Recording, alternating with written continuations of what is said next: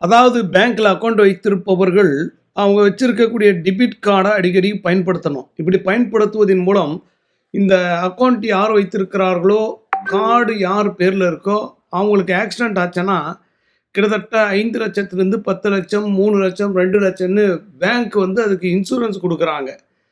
இது வந்து இறந்த 90 நாட்களுக்குள்ள ஏதாவது ஒரு முறையாவது டிரான்சாக்ஷன் பண்ணியிருக்கணும். இது வந்து நெறைய மக்களுக்கு தெரியாமல் இருக்கலாம். நீங்க ஏடிஎம்ம ரெகுலரா யூஸ் பண்ணுங்க.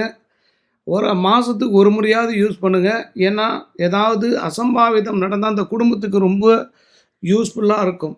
இதுக்கு நீங்க எந்த பணமும் செலுத்த வேண்டிய அவசியம் இல்லை. பேங்க்ல அக்கவுண்ட் வச்சிருந்து அந்த ஏடிஎம் கார்ட அப்பப்ப யூஸ் பண்ணிட்டே இருந்தீங்கன்னா, உங்களுக்கு அந்த அக்கவுண்ட் ஹோல்டருக்கு ஆக்சிடென்ட் ஆச்சு இறந்துட்டாருன்னா, அந்த குடும்பத்துக்கு ஒரு பெரிய தொகை வருவதற்கு வாய்ப்பு உண்டு. அதுக்கு சில டாக்குமெண்ட்ஸ்லாம் கேட்பாங்க. அது நீங்க சப்மிட் பண்ணீங்கன்னா உங்களுக்கு பணம் கிரெடிட் ஆகும்.